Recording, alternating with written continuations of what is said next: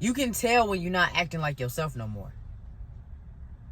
Because the things that you once did are the things that you feel the most threatened by.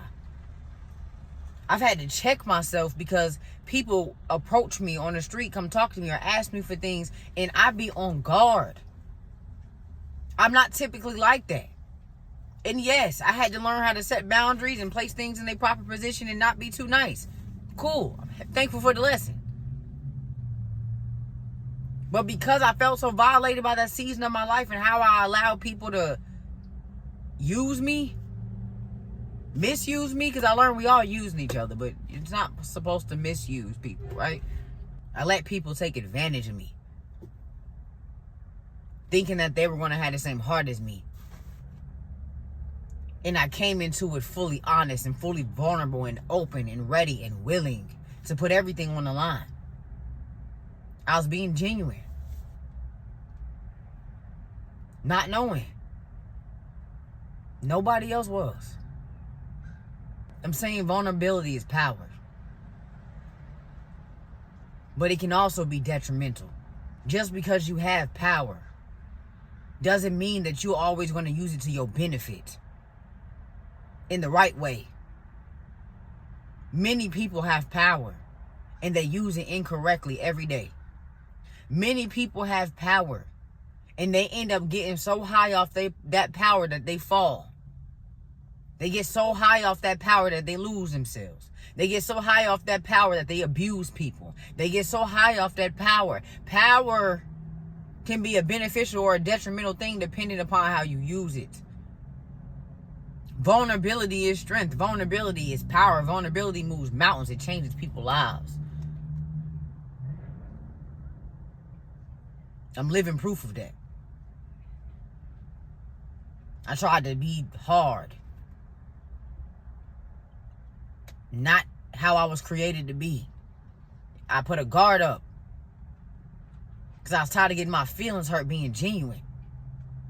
I was tired of people telling me I couldn't be that way. I would have to move to a whole nother place in order to be that way because that doesn't happen here. I was tired of that.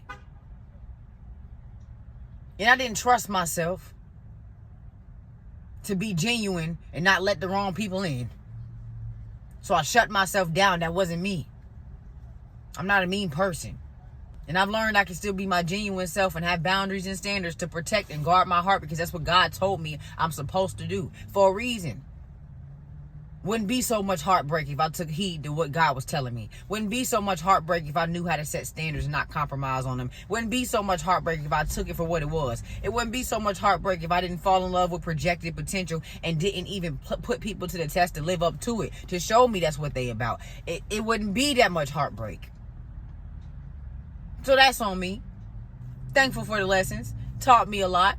I get to apply them. If you don't apply that wisdom, you're going to keep going through the same thing over and over and over again to where you're going to drive yourself crazy. And you're going to start to tell yourself that's how life is supposed to be. And that's a lie. You lying to yourself every day. Because you're tired of doing the same thing. And you have the choice to do something different. Easier said than done, but it gets easier when you start to actually do it. Consistently. Despite adversity. When you get tired enough, you'll get to that place where it's like, this can't have a hold on me no more. Can't even give it my energy because it's using my energy to survive. You're cut off. No apologies. You've used me enough. Misused me. That's why you can't let perversion get in. I'm not going to get too much off topic, but y'all, we're in each other's lives for a reason. You didn't get placed with these people for nothing. There's a mission there. There's wisdom there. But y'all have to identify, what are we in each other's lives for? It's not to be drunk most of this experience. It's not to be high most of this experience. It's not to be lustful most of this experience. It's not to knock each other off balance most of this experience or to possess each other. It's to deposit something in each other for this journey because we're on a mission. This is legacy.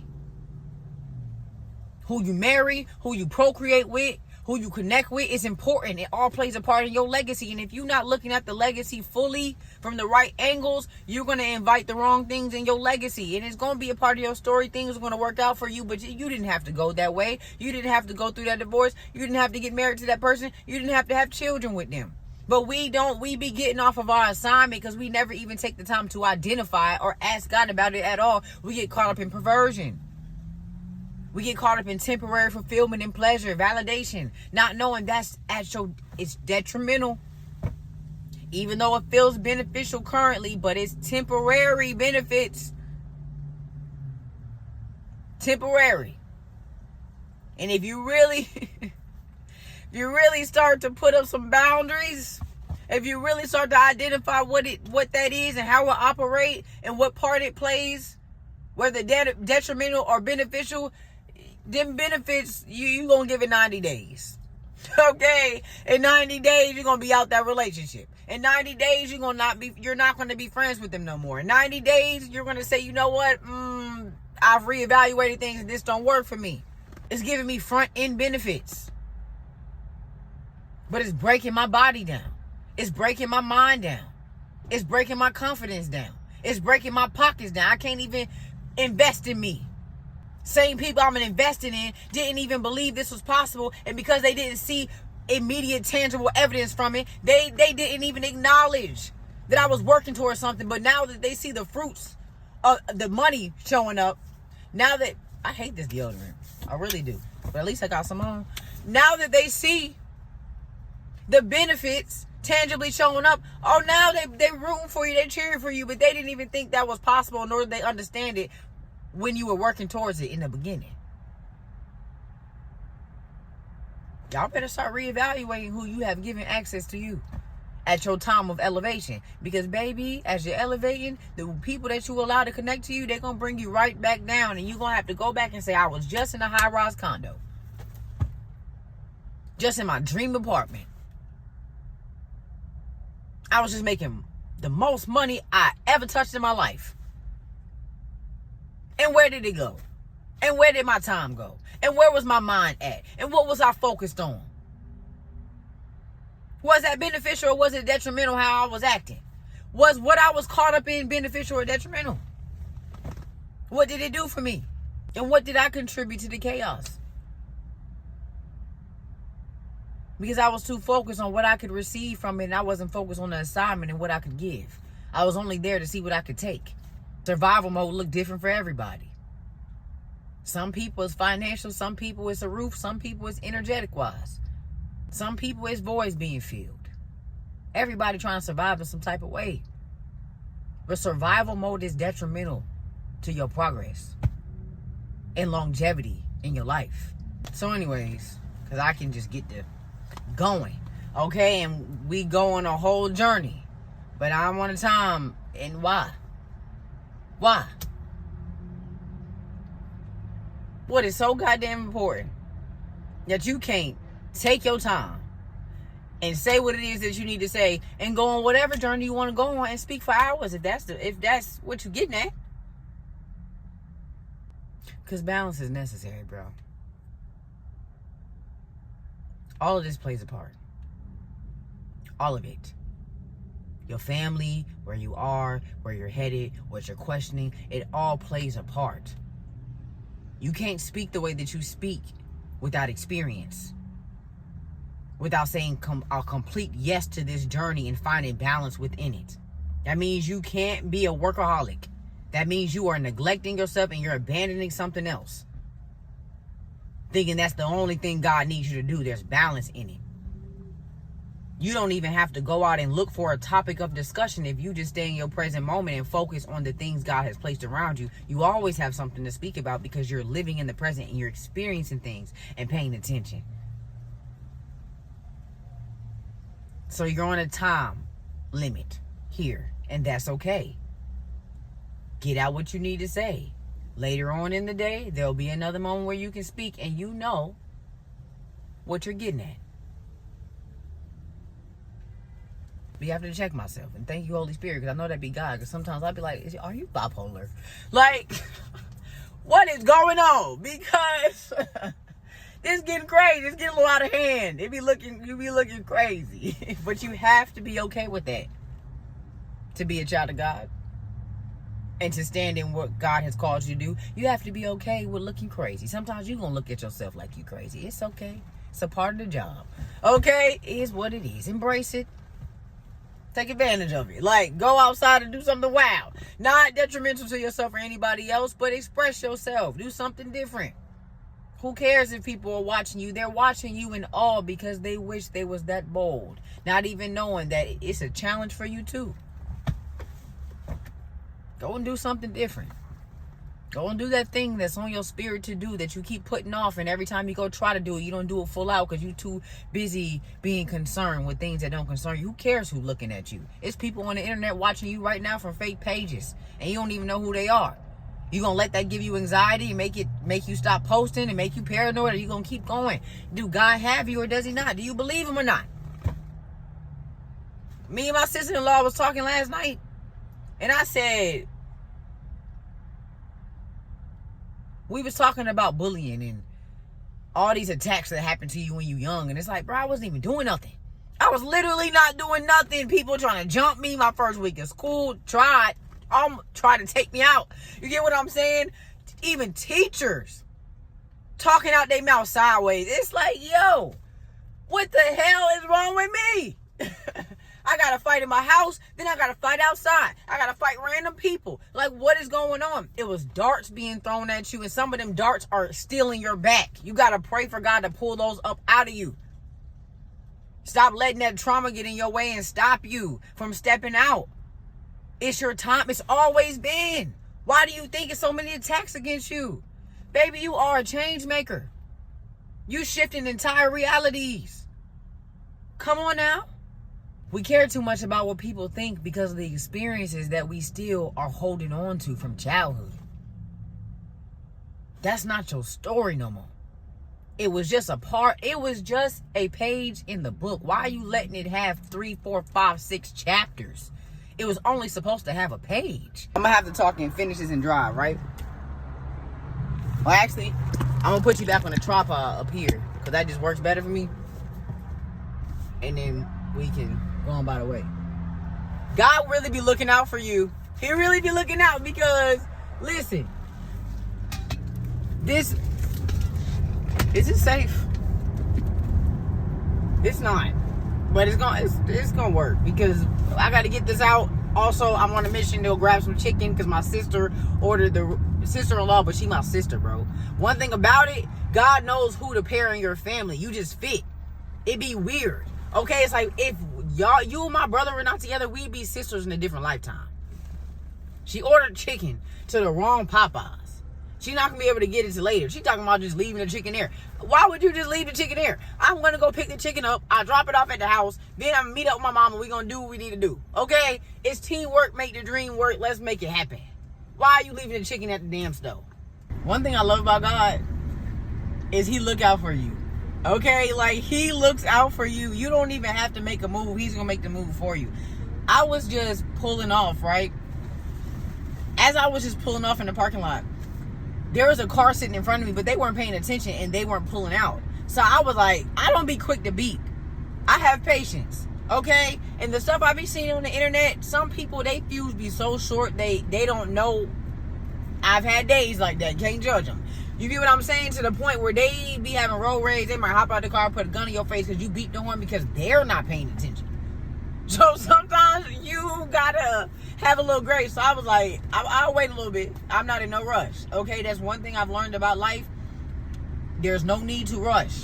The more you rush, the more frustrated you become. The more problems you create because you're rushing. You're not paying attention. You're not making wise or sound decisions. And God gave you power, love, and a sound mind. So what you rushing for? That's one thing I learned. So I don't rush. And it gets on people's nerves. Like, she take forever in the day. Hold on, these turns. And that get on people's nerves because it's like, oh, she take forever in a day. You always the last to get ready. First of all, everybody got something to say about me being the last to be ready, and y'all still ain't ready. Now y'all going back to grab stuff. What are we getting at?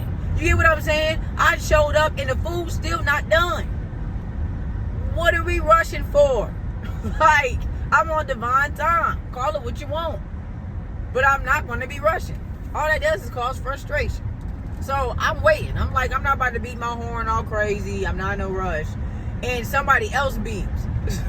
I was like, God is so funny, because you don't even have to make a move. He'll make the move for you. As simple as that. Somebody else beeped. They looked up. They went on about their way. And I was like, okay, cool. I didn't even have to beat my horn. I didn't have to use no energy to do that. God did it. So I was just thankful. But moral of the story, lesson of today, is God told you to guard your heart. And if you don't guard your heart, if you don't guard your vulnerability, that's your heart. If you don't guard those emotions, if you don't guard your kindness, if you don't guard the fruits that God has given you, the fruit that you are, if you don't guard that, you're going to get eaten alive. And you're going to feel violated, because they're not going to leave you with nothing. It's a robbery. That's what we keep being told that the enemy does. That's what we keep being told that the kingdom of darkness does. That's what they thrive off, is stealing. Robbery. They got to steal your energy, siphon your energy, siphon your ideas.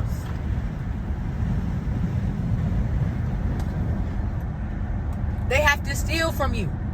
That's the only way they can make it, right?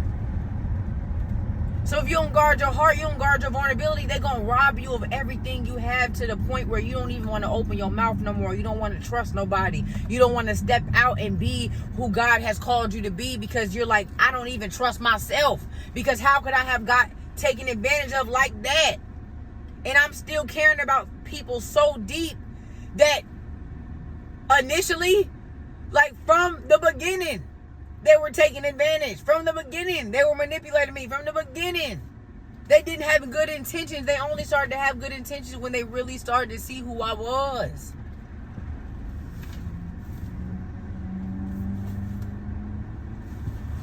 I'm like, hold on, because I'm like, am I sitting like a boy? Am I looking like I'm... Fix your posture, baby. I was telling my sister last night, like, I used to be a tomboy.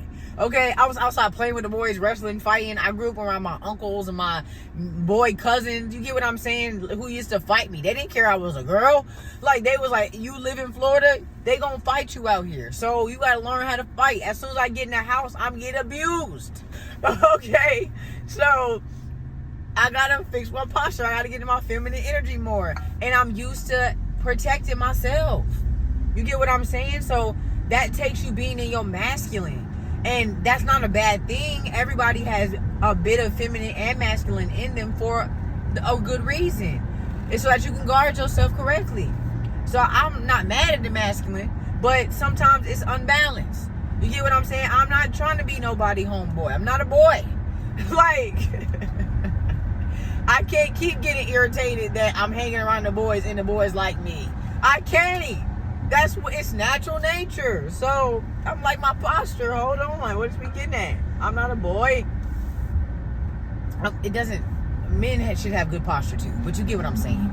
But anyways, when your vulnerability, when your heart is unguarded, you don't set boundaries. You're quick to compromise on them to appease other people, overcompensating, people pleasing. It's what most of us have struggled with.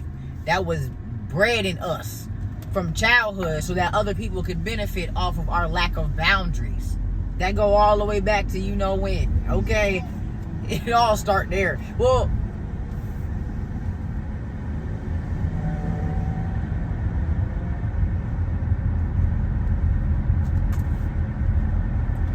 since the beginning of time, there is perversion. It didn't just start at slavery, so I'm not just going to say it started there, because it didn't. Perversion has been around. That spirit's been around long before we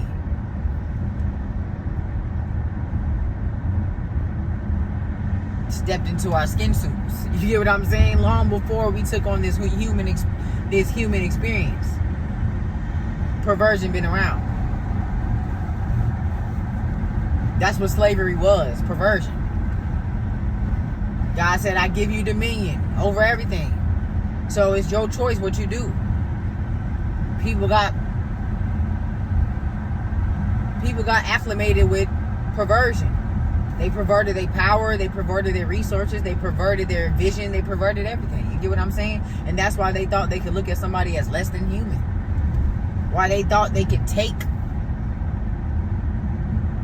from them, violate them, steal from them. It's perversion. That's the spirit we fighting. So, yeah. But vulnerability, if you don't guard your heart, you're going to get taken advantage of. And you don't know how deep of a pit you'll be in. And I felt so violated by that situation I was so vulnerable in. Because I don't even want to get into it. I was so vulnerable in that situation that I got violated.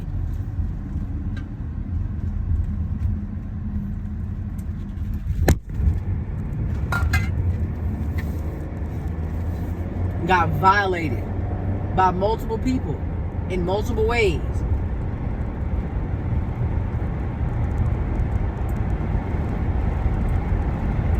And so much shame comes with violation. You start to feel like everything your fault, everything was on you. If you could have just done better than this, that, and the third, like you start to question yourself on such a level to where it's like, I can't even trust me to try again. And God keeps pushing me to try again, but I don't even want to speak. I don't feel like I'm worthy.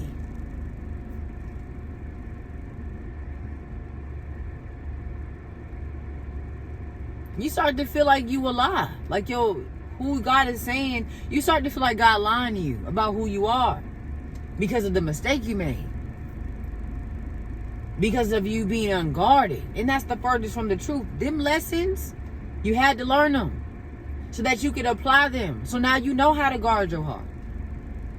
Now you know how to use vulnerability as power in a beneficial way and not a detrimental way, because you're not just allowing anybody and everybody to have access to you because of the idea and what they're portraying themselves to be at first. You're being wise. So, here I am being vulnerable again. With boundaries and standards. Unwilling to compromise because I know who I am. I know why God has called me. And I know that me sharing what I have experienced and been through is going to shift realities. And I accept that challenge. Because I know I have victory in it. God wouldn't assign me something that I was meant to fail in. God would never give me something that was meant to destroy me. But He will give me something that is meant to be destroyed through me. So, I accept the challenge. And everything I had to experience to learn and to grow, yeah, it didn't feel good. But I ate that. Okay? Okay, I'm not your enemy, babe. Don't do no damn witchcraft on me because you see that it didn't work. The attack. Please repent or your ass gonna die. Like, it's getting crazy out here, okay? People are passing away. God's not playing at all. So you gotta get outside of agreement with the spirit of perversion, with the spirit of jealousy. You gotta get out of that place because it'll cause you to violate good people. And God is a fair and just God. Okay? I done got whooped behind some people. Okay? I have got whooped. It don't matter if you think you His favorite, you fasting, you praying, you doing all that. His law is His law. And you are going to answer for what you have done. And you don't gotta wait to die. What you are living in is an effect from the cause. So here I am, being vulnerable again, but in the right way. And I pray this shows you that it's okay to be vulnerable. But you got to guard yourself. And use your power to your benefit, not to your detriment. Because vulnerability is a superpower. It's a gift. Use it. And share your story. Put other people on along the way, because we all are trying to figure this thing out. And we're better together than apart. That's why God says where 2 or more people meet, He'll surely be there. Stop trying to do it yourself. Be Hercules. Think you have to handle it all. That is survival mode. And all that does is keep you depleted. And you already screaming you tired. And you need to start screaming something else, because you could be so tired that God can say, okay, cool. Come on in. Come on. And don't you have more to do? Don't you have more you want to accomplish? Don't you have more places you want to travel? Or are you going to keep cursing yourself and wishing premature death on your life? Because of circumstances and the effects of the causes. That we have the power to change through choice.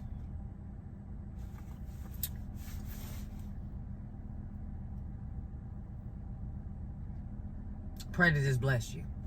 For those of y'all that don't know who I am, my name is Jasmine. Like the flower.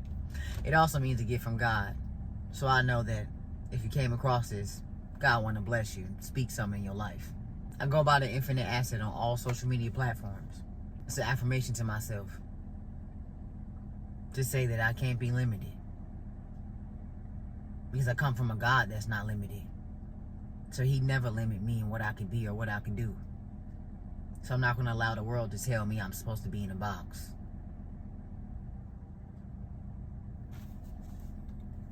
I'm too big for a box. It doesn't matter how big the box is. It's not big enough for me. Because every time I try to fit in one, I feel claustrophobic. So it's an affirmation for myself. And it's confirmation that everything I touch will prosper. So that's why I got to be extremely intentional about what my goal is and what I'm touching. Because you might help the wrong thing prosper if you don't vet correctly. And the only way you can do that, last thing I'm going to say, because I feel like I'm talking too much at this point, I'm ready to stop.